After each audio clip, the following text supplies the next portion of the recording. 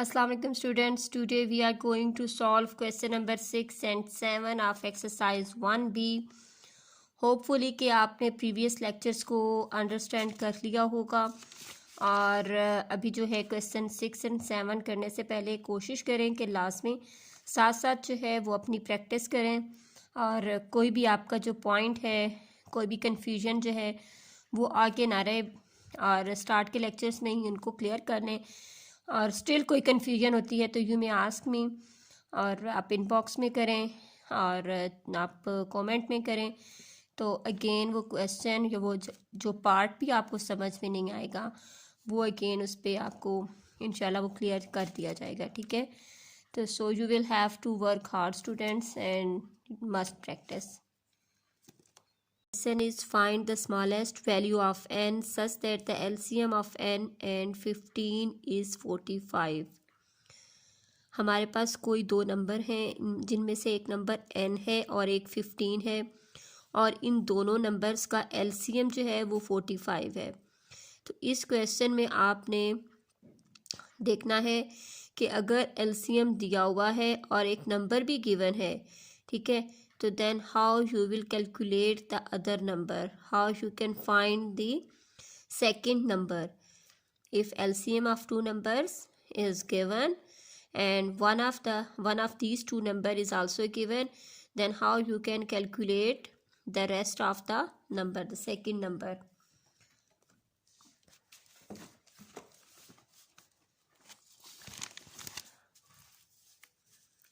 हमारे पास क्या चीज़ गिवन है, हमें कहा है कि n जो है वो हमारे पास अननोन है, ठीक है, और एक नंबर उन्होंने हमें बता दिया है कि 15 है और LCM भी उन्होंने हमें बता दिया है कि LCM कितना है, LCM 45 है, ठीक है। LCM भी हमें दे दिया है, एक नंबर भी दे दिया है और सेकंड नंबर हमने फाइंड आउट करना है कि what's the value of this n, ठीक है। तो अब हम अगर हमारे पास LCM भी गिवन हो और एक नंबर भी गिवन हो तो कैसे फाइंड आउट करते हैं, और इसको हम स्टार्ट करते हैं कि सबसे पहले आप क्या बना लें, जो दो चीज़ें गिवन हैं उनके फैक्टर्स बना लेते हैं, ठीक है। 15 का फैक्टर अगर आप बनाएं तो 15 का फैक्टर कैसे बन गया, 3 5 एंड 5 1 15 के कितने फैक्टर्स पॉसिबल हैं, सिर्फ 2 प्राइम फैक्टर्स पॉसिबल हैं, 3 एंड 5, ठीक है, 3 एंड 5। अब आप 45 के भी फैक्टर्स बना लें, 3 1 3 3 5 15, ओके, 3 15 45, 3 5 15 एंड 5 1 5। तो 45 के हमारे पास जो फैक्टर हैं वो क्या हैं, 3 टू द पावर ऑफ 2, ठीक है, 3 to the power of 2 multiply by 5।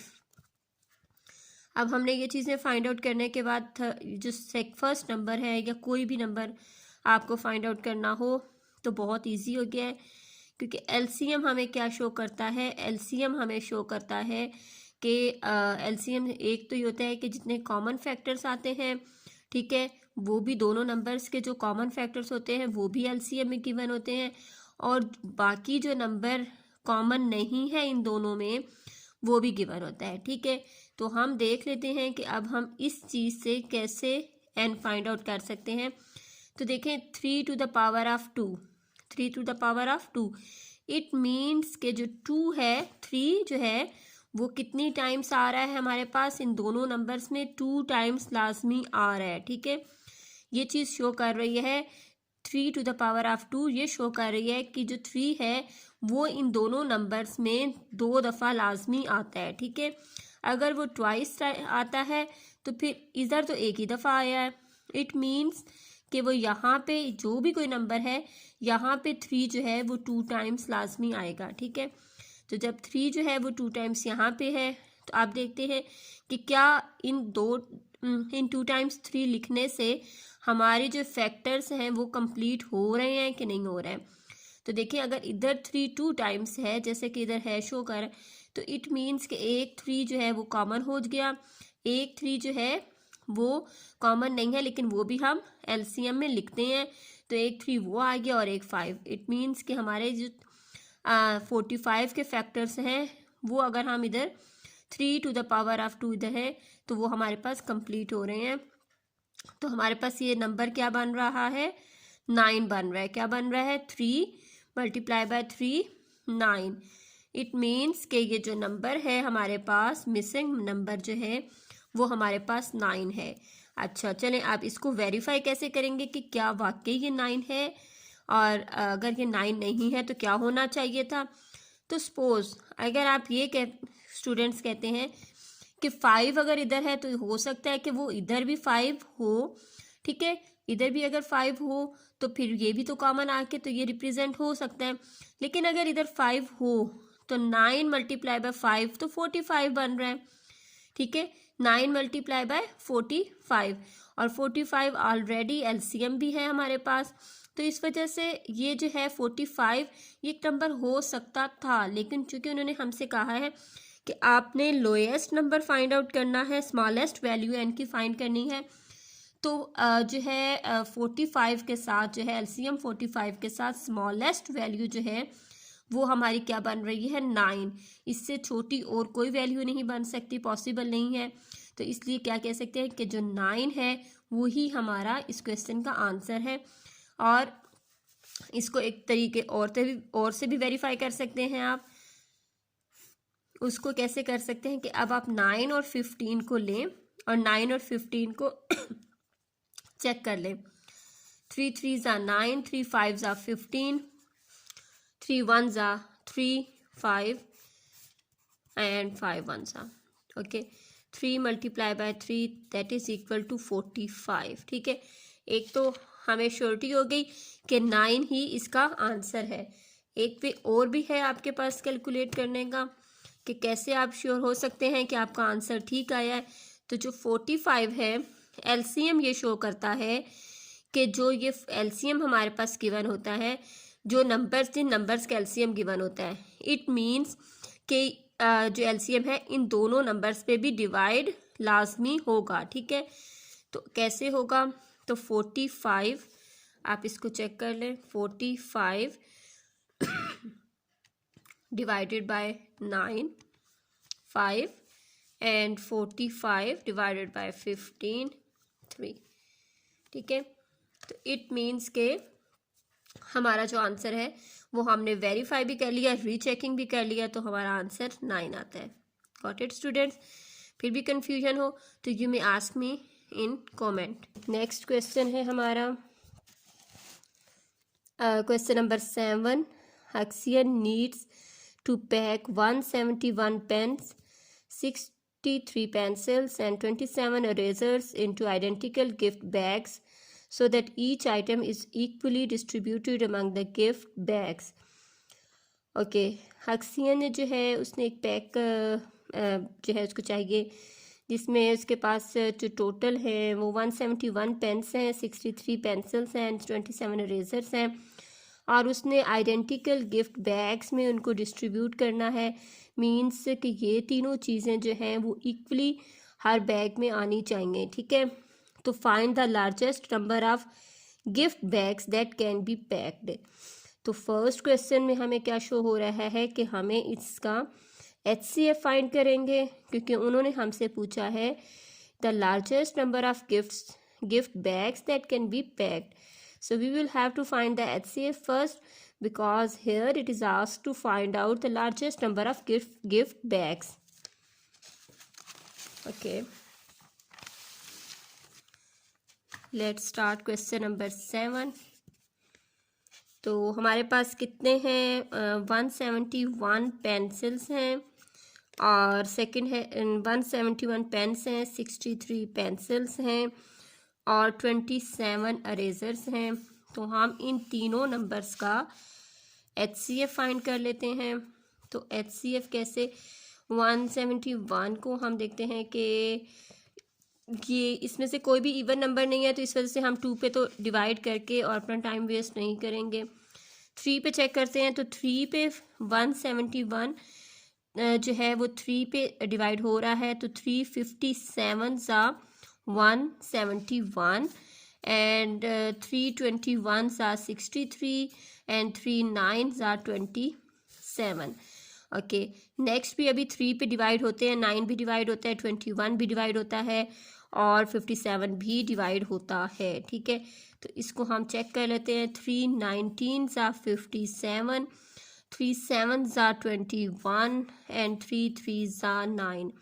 Okay अभी ये देखते हैं कि जो है हमारे पास कितने में 3 पे फिर डिवाइड हो रहा है। 3 1s are 3 7 नहीं डिवाइड होता, as it is copy paste कर लेंगे। 19 भी डिवाइड नहीं होता, 19 भी एज इट इज़ ही। ओके नाउ 7 पे चेक करेंगे, 7 पे 19 नहीं जाता, तो 19 को एज इट इज़ 1 सा, और 19 भी हमारे पास प्राइम फैक्टर है, तो 19 भी हमारे पास किसी और नंबर पे डिवाइड नहीं होगा। ओके हमने प्राइम फैक्टराइजेशन जो है वो इन तीनों नंबर्स की कर ली है, और HCF जो है वो अब हमने फाइंड करना है। तो HCF कैसे फाइंड आउट करते हैं कि HCF कॉमन फैक्टर्स होते हैं।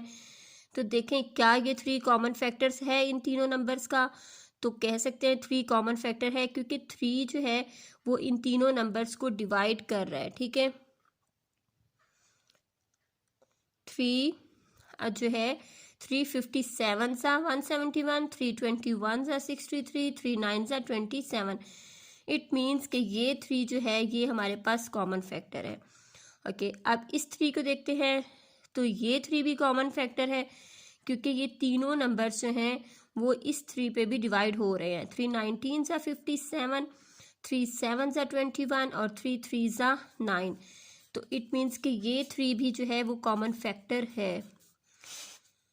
ओके ये 3 कॉमन फैक्टर नहीं है, क्योंकि इस 3 पे ये तीनों नंबर्स डिवाइड नहीं हो रहे हैं। और आगे 7 भी जो है वो भी कॉमन फैक्टर नहीं है, 19 भी हमारे पास कॉमन फैक्टर नहीं है।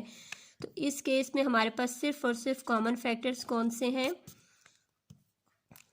2 हैं, 3 एंड 3। तो क्या हो गया, हमने क्या फाइंड आउट कर लिया, हमने इसको कर लिया कि ये हमारे पास 9 आ जाएगा। ठीक है अब हमने इसको फर्दर